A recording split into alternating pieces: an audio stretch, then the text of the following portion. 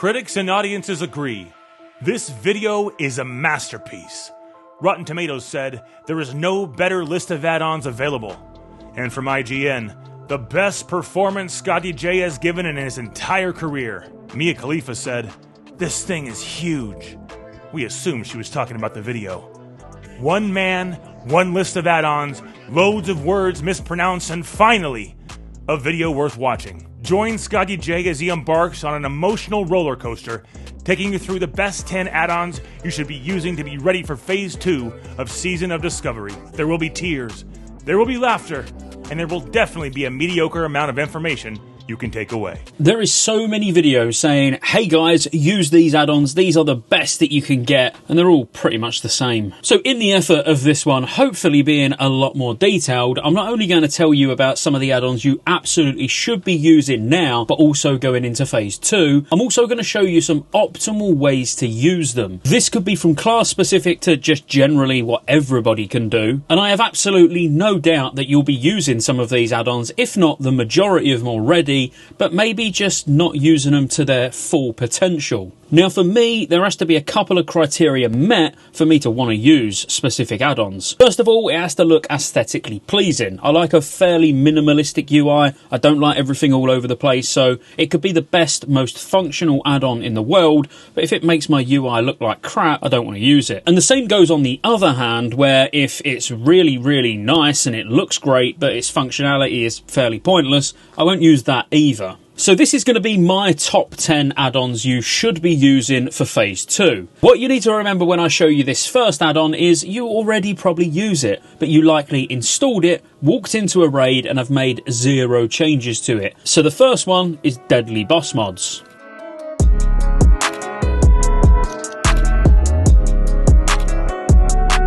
Now the first thing that's probably worth mentioning is when you first put on DBM, you don't really need to make any changes. It puts the bars in fairly generic places, and if you watch anybody stream or you watch other YouTube videos, you'll know everybody's DBM looks pretty much exactly the same, but not mine. There's plenty of alternatives you can use to Deadly Boss Mods, including bigwigs or even just straight up weak aura packs made by the community, or even yourself if you're pretty clued up with weak auras. But I personally use DBM, even though I use it in conjunction with weak auras, and the reason I still use DBM after many years is because of what you can actually do with it in conjunction with weak auras. But some real important things that people miss is if you actually just type /DBM, you've got tons of options that you can go through here, including where announcements are going to be. So if you go to the announcements tab where the alerts are and you click move me, you can now just move where your big announcements are. Maybe you want it under your character because you've got all your bars here, you want to see where everything is in one place. The same goes for special announcements, the same goes for chat and frame messages, but you can also go into the countdowns and voice packs. So when you get your countdown at the start of a poll where it does 5, 4, 3, 2, 1, you can change the voice for that. You can download custom voice packs for the spoken alerts. These will be things where it says, for example, on Hallion in Wrath of the Lich King, where it says don't stand in the beams, because we really need to be told that sort of thing nowadays. You can choose from loads of different voices for that. But I would say the most important thing is where the timer bars are. So your bar appearance is probably the thing that you spend most of your time looking at when you're in a raid. So if you go into bar appearance and you click move me, you can move your bars wherever you want. Now if you look at it when I do it on my mage, there is no bars to move, and that will make sense soon, and I'll show you why there's no bars to move. But if we again type /DBM on my paladin this time, and then we go to bar appearance and we go move me, you'll see straight away that there's my big announcement bar and there's the small announcement bar. So this would be if I wanted to say the list of abilities that are going to come in down here, and then as they're getting closer, it will go near my character. Now all of these can be changed, so if we go to huge bar, which is this bar here, we can change the width, we can change the height. Let's just press move me again so I can see them. But you can customize how these bars look to suit your needs. You can change how it sorts by time remaining, where the one that's coming in soonest is at the top or it's at the bottom. And in fact, you can even go into bar colors and change how the bars look completely. Now the reason I said that you can't see bars on my mage is because I use a weak aura to manage all of this so it just looks neat, which we will get onto Gonsugas. Spoiler alert, weak auras is number 2 on this add-on list. But the other thing that I really like about Deadly Boss Mods and what I use all the time, you go into the raid settings themselves. So let's, for this example, because we're all playing Season of Discovery, let's look at Black Fathom Deeps. We can look at all of the different abilities that the bosses can do and what ones we want to see and what ones we don't. So if we was to use Kelrish just as an example, Shadowy Chains is something that needs interrupting. Now this could be something where you can't interrupt, so you're like, well, I'm not that bothered about even having that ability shown on my screen because there's nothing I can do to physically counter it. So you could just simply untick that, and that's one less thing that you're going to have to worry about during the fight, because you can't worry about it anyway because you're someone that can't interrupt. I am just using that as an example. If you're not bothered what targets are actually being slept at the moment, so they're inside the Shadow Realm, you could untick that. But you can make Deadly Boss Mods show you as much or as little as you want, as you're comfortable with. And again, I think this is something that people don't actually use anywhere near enough. They'll literally install Deadly Boss Mods, they'll go in a raid, and they think that that's it done. When in fact, there's tons that you can do, and there's a lot of abilities that are even turned off by default some of the time. For example, on Vezax, I know we're primarily focusing on Season of Discovery, but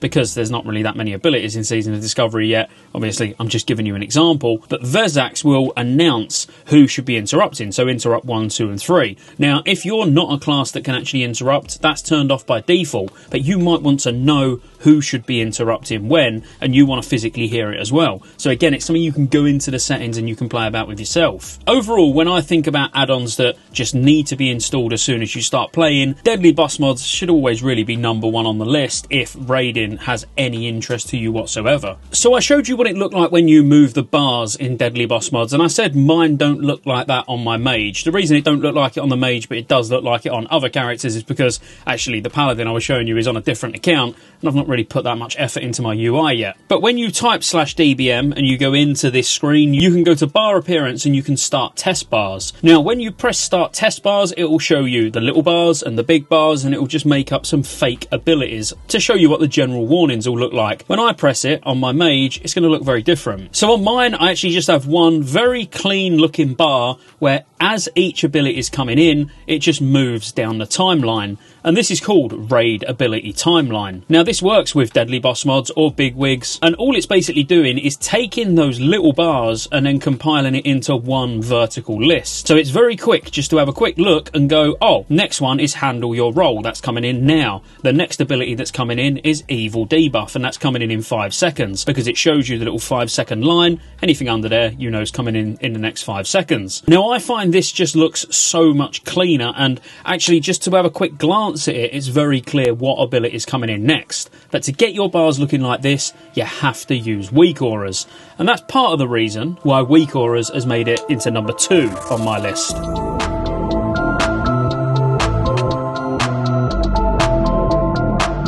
So weak auras just does everything, and I mean that literally. You can track spells, boss abilities, make resource bars, track trinket procs and cooldowns, literally anything you want. People have even gone as far as automating so much of their gameplay with weak auras that Blizzard had to clamp down on it in TBC, because you could autopilot other characters around as long as you were both using a follow weak aura. This turned semi-AFK boosting in places like Stratholme into fully AFK boosting, because you literally didn't need to be at your PC. If you head over to wago.io, this is where you can get loads of weak auras that have already been made by other people and submitted. You can just type in a few little search terms of what you're actually looking for, and then you can have a look through and see if there's something that fits your needs. Now this is probably what most people do, because there seems to be a big fear around making weak auras and people think it's actually complicated when it's not, because in a second I'm going to show you how you can make weak auras for any class in less than 60 seconds. But let's say you don't even want to go to that 60 seconds worth of effort, then you can just go over to wago.io, have a look through. You can even just look by class or spec and get full weak aura packages. This is the weak aura that you want to grab if you want your DBM to look like mine, which is Raid Ability Timeline, and I do personally rate it so high that I would say quick, run along, go and get it now. So what I'm going to do is give you a couple of examples. So we're going to say on my mage I want to be able to track the cooldown of a spell, and let's say I want to track the debuff on a boss. So that could work for anything. If you're a hunter wanting to track Serpent Sting, if you're a mage wanting to track Living Bomb, if you're a warlock wanting to track Curse of Agony, or if you're a Paladin, wanting to track the cooldown on your Divine Storm. Just these two very, very simple weak auras you'll be able to use on pretty much any class and spec you ever want to play. The beauty of doing it yourself is you can make it look how you want, and you can make it react and add sounds and little alerts and things like that, which I'll also show you. And the reason I want to set a 60-second timer is because I want to show you it really is that easy. So I need an assistant. Where's that gnome? I need you to set me a timer for 60 seconds. 60 seconds? You got it, boss. Let's do it. Good, let's go. So for this example, we're just going to track Living Bomb on the target. So all you need to do is type /WA to open weak auras. Then you're going to go to new aura. You're going to go to icon. You're going to call it Living Bomb. And then you're going to go to trigger. And we're looking for an aura on the target. And we're looking for a debuff. And then that debuff name is going to be Living Bomb. Honestly, you're done. All you need to do now is put it wherever you want, and then we'll give it a test. Now, I've already got one set up down here, but you can ignore that. So if I Living Bomb this target, it now shows 10 seconds left. 9, yeah, so we can actually see how long it's on the target for, and we just made that in, well, far less than a minute. So as we've got time left on the clock, let's start it again and see if we can do anything else with this. Obviously you can move it anywhere you want it on your screen, but let's say you want an alert when it's not there. So when your Living Bomb has physically fell off of the target, you want it to tell you that it's fell off the target. Well, then you could go to actions and you could go on hide, because we know when that countdown finishes and it goes to 0, that icon's going to disappear off the screen. So we could go to play sound, we could have it play through master channel, whatever channel you want, and we could have it do a little bam sound. So now already what that's going to do is make it very noticeable when your Living Bombs fell off. Now that would be how you track debuffs. Now let's say it was a buff on you. So say you had to track something like Seal of Command or Seal of Righteousness or something, a Paladin seal. We'll use that as an example. Quite literally, all you're going to change is when you go into trigger, you're going to change it from target to player. So that player is going to be yourself, and you're going to change it to a buff, and then you're going to call it, let's say, Seal of Command, and now that's it, that's done. Whenever you've got Seal of Command on, it's going to show you you've got Seal of Command on. Whenever it falls off, it's going to make a bam sound effect. It's literally that easy. So that's tracking debuffs on the target and buffs on yourself. There is one little side note. When you're tracking debuffs on the target, it's always worth tracking own only, because otherwise, if there's another mage in the group putting Living Bomb on, for example, you're going to see theirs. So it will show you've got Living Bomb on, even if you haven't. So always remember to check own only. There is probably something else that you'll notice here. So if I Living Bomb this target,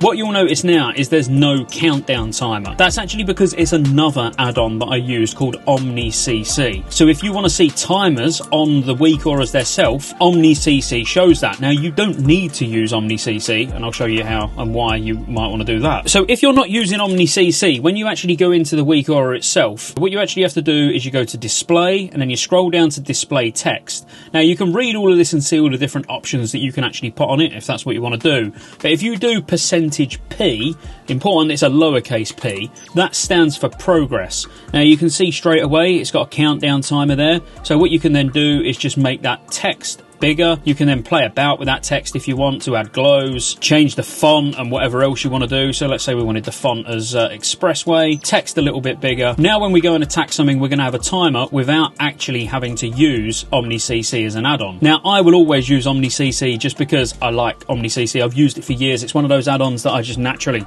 install instantly. It hasn't made it on this list because you don't need it, because as I say, you can use weak auras like this if you want to. But if we look now, you can see the timer is now there. It's not on this one, which is my actual Living Bomb timer that I use ordinarily, but that's because Omni CC is going to cover that when I turn it back on in a second. Now I'm going to turn that back on before I forget. So now let's say you want to track the cooldown of one of your abilities. I've already shown you how you can track your own buffs and debuffs on the target. If you want to track your own cooldowns, again, you just type in /WA to get into weak auras, and then you're going to want a new aura, you're going to want icon, and let's say we want to track the cooldown of Living Flame. So all you're going to look for is trigger, and then we're going to want spell, and then it automatically will default to cooldown charges count. Now all you're literally going to do is just put in Living Flame, and that is it.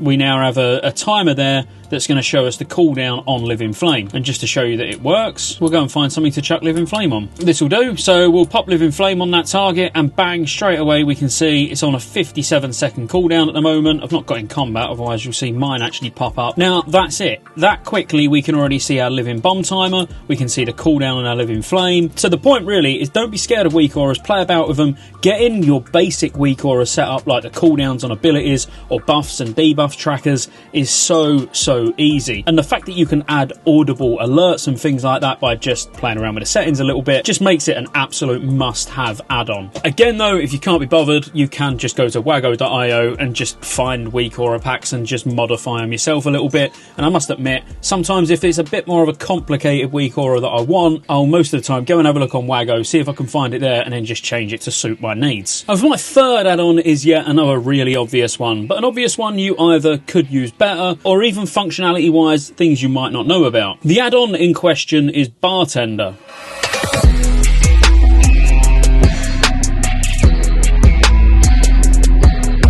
Yes, there's lots of different things you can use to manage your bars. You could use dominoes, or you could even use ElvUI, which I know is quite a popular one, but I used to use ElvUI like 10 years ago. I'm kind of over it. Now, the first thing I love about Bartender is profiles. You probably just type /BT to bring Bartender up when you create a new character and pick a profile from another character and boom, all your bars are positioned where you want them and with keybinds already set up. Well, that's fine, but you can use profiles for lots of different things. You could have a profile specifically for when you're PvPing. You could have a profile specifically when you're doing raids or dungeons, depending on what you want to see and how you want your bars laid out for each activity. You may even be like me and play on multiple devices, so I don't just play on the PC here in front of me, I play on my Mac, I play on my Steam Deck, I play on a PC in a different room. And because I might use different peripherals for each of them, I've normally got a different profile for each computer I'm playing on as well. Because as an example, using the Razer Naga with just the 6 buttons on the side, I use a different side plate for another Naga when I'm on my laptop. It's a minor little benefit, but it's one that I personally make use of. And the thing I love most is being able to have hidden bars. So using my Paladin as an example on Season of Discovery, all my bars are actually showing. Whereas if you was to compare it to my Wrath Paladin, because I have weak auras pretty much manage everything and I know where all my keybinds are, they're all there on the screen, but you just can't see them. So if I very quickly needed to swap some things around on my bars, I can without having to go into the settings, but it just makes the UI look that much cleaner. And whilst this won't be relevant to many of you, now if you use a Steam Deck like I use it for WoW, I actually have a different profile for each character that I play on. So for example, this is actually my Paladin's profile. So on here I can just press a button that changes me into Protection spec, or one that changes me into Holy spec. I've got ones down here for the gear, so again this will put my Proc gear on, this will put my Holy gear on. I've got one for prospecting, jewel crafting, campfire, cooking, drinking, even resurrecting, different mounts, fishing, a ready check and a pull timer for deadly boss mods, even marking I have on the Stream Deck. So it's actually things that I don't need to worry about having keybound or physically clicking on the bars. But what's the use of having it on the Stream Deck if then I can see it on the screen as well? So that's where I actually put things on either transparent bars or hidden bars, and there is actually a bit of a difference where you can see like this bar here, it's about 10% opacity. If I highlight over it you can see it full, but this is where I might actually switch things about on a fight by fight basis, or if I'm doing PvP I might have a different item on one of these slots compared to if I do PvE. But being able to have things like Hearthstone and all of that on the Stream Deck, but then have them on bars that you never see because they're just running in the background, it works for me. And as I say, for you it could be completely different, but these are all little reasons why I use Bartender over anything else. But on top of that, you've got all the basics. You can change so much when you type /BT and you go into the settings. You can change the size of the bars, alpha. As I say, visibility is the one that I use a lot, so I either have it so it fades out completely and then it shows on mouse over. That one's actually set to 10%, so you can just about see it down there. Obviously you can have the fade out alpha set as whatever you want, or you can just have the bars hidden completely if they're things that you don't need to see because maybe you have got them on another device like a Stream Deck. You can also go into the bag settings and change it so it only shows one bag instead of all of those, which just tidies things up a little bit. You can hide macro text, you can hide hotkeys hotkeys so it can make your bars look a lot cleaner. You can even have the bars so they can be clicked through. This then means that you can't accidentally click on something when for some reason you're just spamming your mouse for no reason whatsoever. And also for your XP bar, obviously you can put your XP bar anywhere you want. I personally have mine just sat up the top there. But as I say, the power of profiles and actual visibility and page toggling is probably the thing that keeps me installing Bartender on every character I use. There is also presets in here, so you don't need to set it all up yourself, where it's got Blizzard interface, 2 bars wide, 3 bars stacked, and full reset. I personally just do everything myself from scratch, but what you'll notice when you see me play any character is I've either got no bars or it's just a nice 3 stack of bars at the bottom. And that's Bartender and why I use that. The next add-on has functionality to it that I just hear of no one using. While the add-on itself is probably one of the more popular add-ons, particularly in Classic because there's no dungeon journal where you can get anything that works similar to it. But the next add-on is Atlas Loot.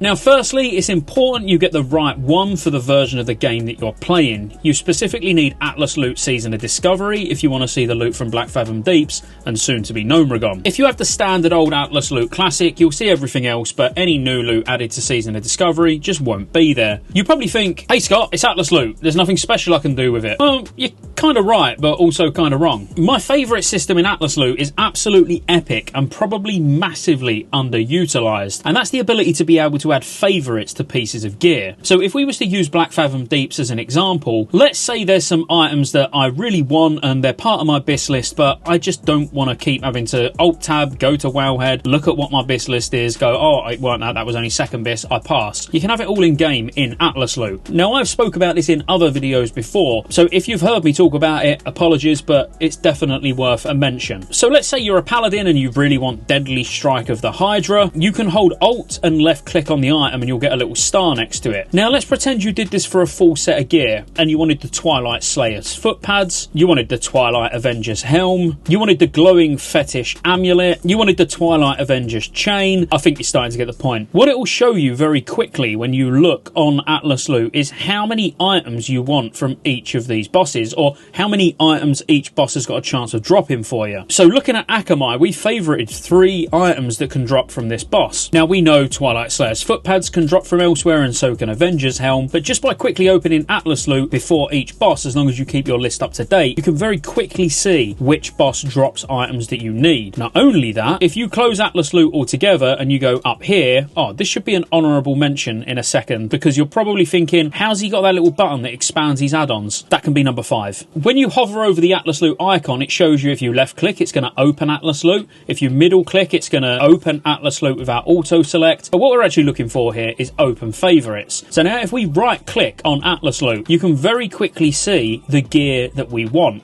So obviously we only put a few items in here. We put the sword, the helm, the neck, the chest and the boots.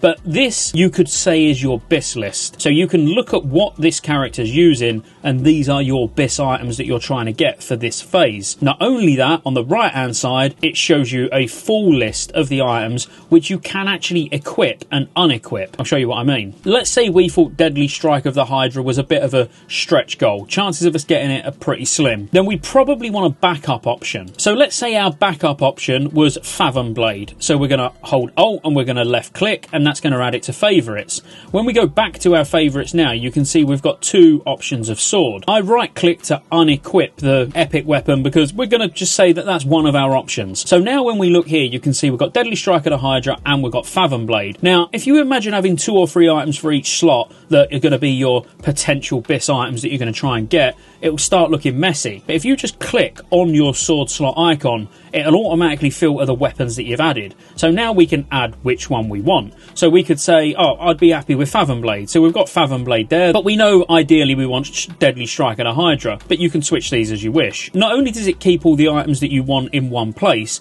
as you obtain these items, it also ticks them off your list. If we was to say these legs are one of our BIS, the item ID is what you find on Wowhead. You can get add-ons that show you it in-game as well. But the item ID for these is 6087. So if I add an item ID and I add 6087, now they're actually part of my my BIS list, as you can see. And they've got a tick on. So if you imagine now I had a full set of gear here, it's going to show me ticked off what I've got. So I can very quickly open it and go, I've only got 2 BIS items left to get, or I've only got 3 BIS items left to get. I know Atlas loot is really used for just clicking on it, opening it, seeing what bosses drop what loot. But if you really want to use it to its full potential, you can have a way of very quickly seeing how many items potentially drop from each boss for you, and your exact BIS setup that you want in-game. There is one other minor thing that you can do with it, which I think is pretty cool, but use cases probably a bit slim. But when you're on your favourites, you can actually send a chat link. So if you initiate a whisper with someone, like you can see I've been doing it here already, you can press chat link and send it, and then as long as they're using Atlas loot, they'll be able to click on it, open it, and see what your BIS list is in-game as well. Nice little sharing feature, not something I expect people to be using a great deal, but it is actually quite useful. What you'll notice is I like to be doing as much in-game as possible, so I want to minimise the amount of time I have to keep alt-tabbing to different websites to look up things. I'd rather just have everything, well, right in front of me where I am. Now you already know what number 5 is going to be because I kind of just spoiled it. If you want all of your add-ons in one nice, neat little place, this can actually be moved, by the way. So this is called Mini-Map Button Bag.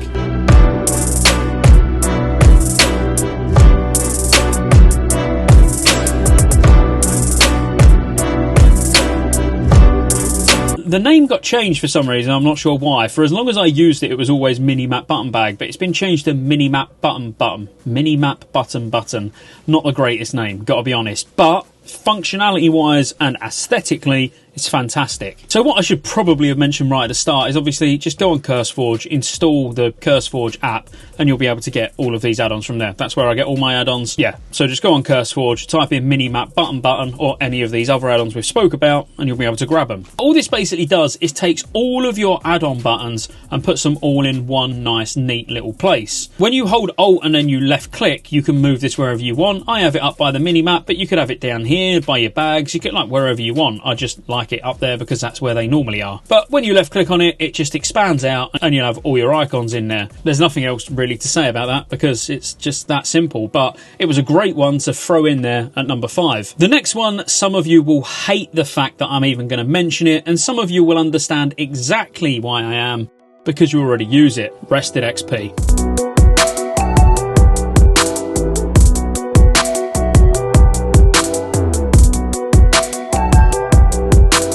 Now sure, you could use Questy, which is free, or some other alternative, but why level slower than you need to? And I know, yes, it does cost money, but it doesn't cost money up until you get past level 22. So I always like to mention that Rested XP, the 1 to 20 portion and the 1 to 20 runes, that's all built in for free. So you can just go on Curse, install RXP, and you're ready to go. And it really is the fastest way to level. And right now in phase 1, you can make really good use of all the features for free. But of course, if you want it to be able to take you all the way to level 40 in the next phase, you're going to have to go and buy one of the guides. Now obviously it is an affiliate link, so if you click the link in the description or the pinned comment and you go and buy one of the guides, it also helps support the channel. So for any of you that have already done that or plan on doing it, thank you very much, it is appreciated. But you're actually getting something amazing for your money, because most people think that it's just a leveling guide, but it's really not. There is so much more to Rested XP nowadays than when I used to use it when it first came out. When you look at it, yes, it guides you around the fastest ways to level. Once you've bought all the guides, it's got every single leveling bracket here with every single zone. It's even got survival guides if you plan on doing hardcore. But the fact that it's got rune guides built in now is absolutely amazing. So it shows you what level you should really be to get these runes,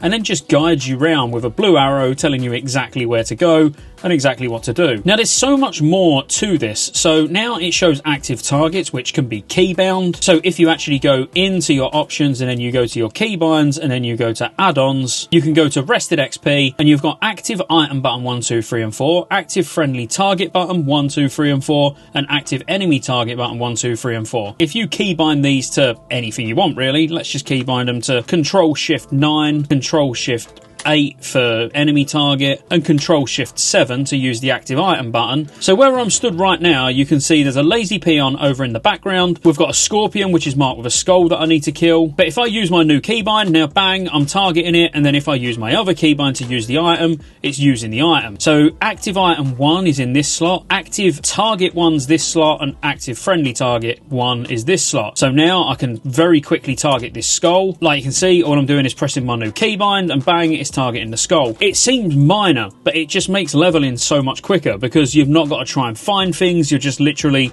pressing your keybind to target what you're meant to be killing. It tracks how long it takes to get each level. If you've got the right dungeons ticked, it will make sure that you get all the pre-quests for the dungeons on the way up as well. And it's even got a built-in rare scanner. So anytime you see a rare, it will pop up on your screen so you don't miss it. Not as important in Classic, if I'm completely honest, but if you plan on playing Cataclysm, every rare in Cataclysm gives like a full quest's worth of XP, so you don't want to miss rares. And there are things like Rare Scanner that you can use in place of this, but again, you're now having to use Questy and Rare Scanner, 2 add-ons to achieve what this one add-on does on its own. Overall, I don't want to talk about it too much because I think by now most people use it or have used it and know that it just makes leveling so much easier. Just running around following that blue arrow, it takes some beating. Number 7 is a really quick one as well, and number 7 is really only relevant at the moment to rogues and druids. It works with more than that.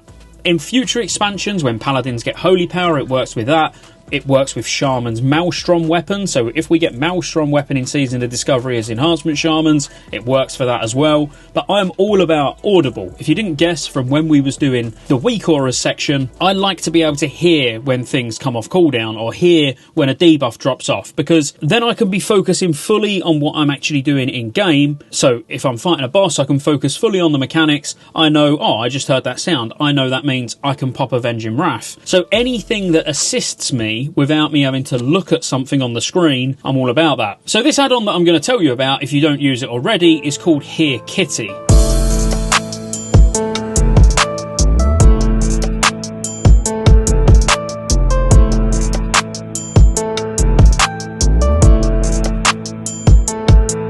The best thing to show you it on will be a druid or a rogue, so I've just jumped on the rogue because it's in Stone Talon Mountains already. Now all it does is it audibly tells you how many combo points you've got. So now every time I hit a mob, you'll hear a sound effect, and that effect goes dun dun dun dun dun, like it gets higher and higher and higher to the point where you've got 5. And then you'll hear like a drum effect when all the combo points are used, or if I switch target and lose those combo points.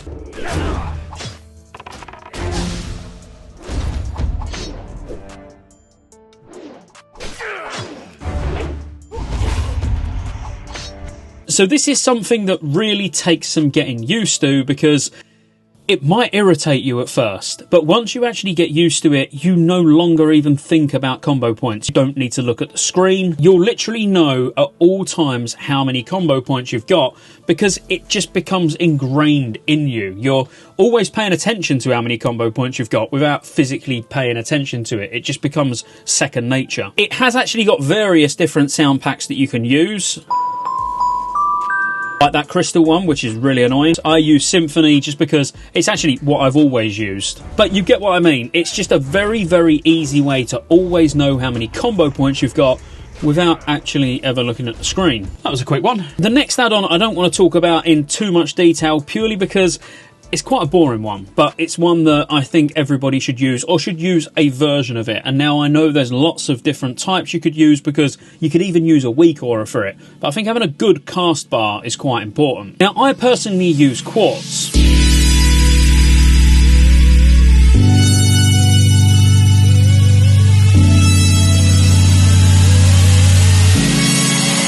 Now, I use Quartz not only for my cast bar, but for also the enemy cast bar as well. Now, there's so much that you can do with this add-on. You just type /Quartz, that you can have latency enabled, you can have it show your global cooldown, you can have buffs, you can have timers enabled, you can have a swing timer, you can have it announce interrupts. There's lots of different settings in here that you can use. Me personally, I use it very basic. I just have target cast bar, player cast bar, because things like a swing timer, I normally have that managed by weak auras. If I was just to use a teleport so you can quite clearly see what the cast bar looks like, if I hover over myself, you can see that's what my enemy cast bar would look like, and this is what my cast bar looks like. Now, you can of course toggle this, and you can change the width, the height, the alpha. You know, you can go through all these settings and have this bar look exactly how you want it to look and where you want it to be. But I think it looks clean, it's responsive, it really makes an enemy's ability stand out as well when they're actually casting something. And of course you can have it wherever you want. So I have it underneath the actual enemy portrait, but you could have the enemy cast bar above your own cast bar, so maybe that's where your eyes are normally focused around that part of the screen, so you never miss when they're going to do a cast. I did say that was going to be a quick one, and obviously for good reason. There's not really a lot to talk about outside of the fact that it gives you a nice looking cast bar that you can customise, and that's about it. The next one might not be relevant to everyone, because I know not everybody is that bothered about playing the economy game. And what I mean by the economy game, of course, is making stuff and selling it, or going out and farming stuff and selling it. But if you do use the auction house even a little bit, having a good auction house add-on is quite important, and it will save you a lot of time. Again, there's many different add-ons that you can use for the auction house, but I use Auctionator.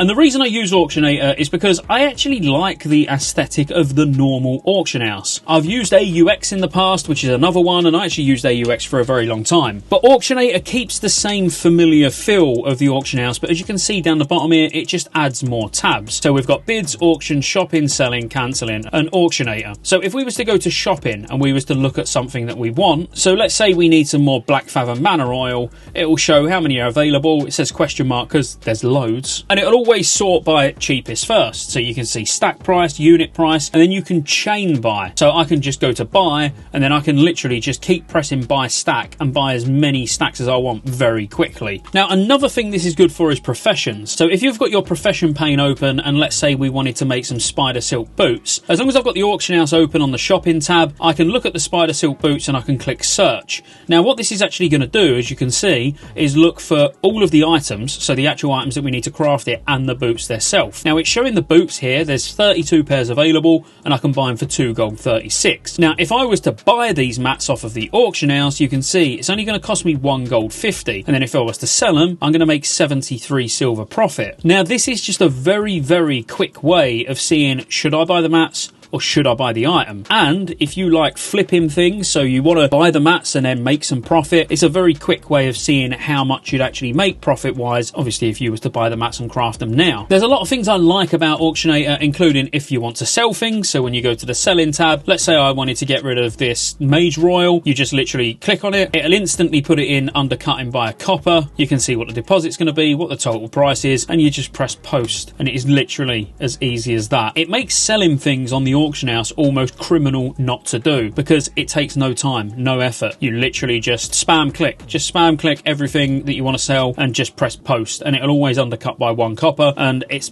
mindless. Don't worry, we've only got 2 to go, and then I'm going to throw in a bonus 37, so we should be out of here pretty quickly. Number 9 would have to be Nova World buffs.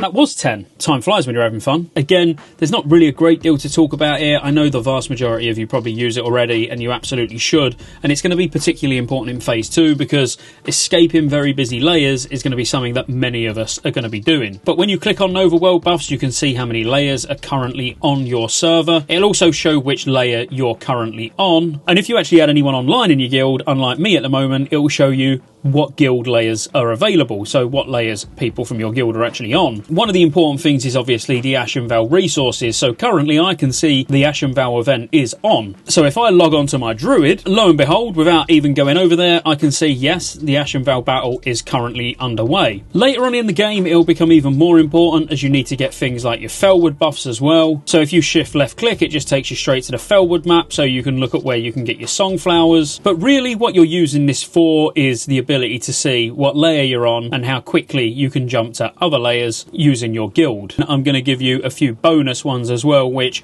I won't really talk about in any great detail, we'll just fly through them. The first bonus one would have to be Watch Training. Watch Training literally just shows you what's about to come up when you ding, or what's available right now. So you can very quickly see when you're out leveling if you need to waste time running back to the trainer because it might be something useless that you're not even going to use. Now this just adds an extra tab to your spell book, as you can see down the bottom bottom here and very clearly shows you at what level you're going to be able to get what spell. Bagnon is another simple one. It just makes your bag look a lot more aesthetically pleasing. I know there's some people that use Addy bags as well, but I've always used Bagnon, and through thick and thin I pretty much have stuck with it because it has had some issues in the past, but it works flawlessly at the moment. You can very quickly just press clean up, which will clean your bags up. You can show and hide any bags that you want, and it just puts it all in one nice frame. And the best part is the search function. So if I want to know if I've got any water, I can just type water and I've got water of the seers. That's useless. And the final one would just be Guild Roster Manager. You can use this in Season Discovery, Classic, whatever you want, but it just expands the guild pane to actually show you whose alts are what, how long they've been in the guild for, when they was promoted last. Someone's actually typing in guild chat, it will show you if they're somebody's alt. So it will show you their main character in brackets, so you always know who you're talking to. Very basic one, but GRM, that's called Guild Roster Manager. It's one that I would definitely recommend. And we've reached the end. That was more than 10, but I tried to only give you 10. And to be fair, there's probably another 20 or 30 add-ons that I use that I've not even mentioned, but maybe we do a part 2. We'll see how well this video does. If you enjoyed it though, as always, like and subscribe, and I'll see you on the next one.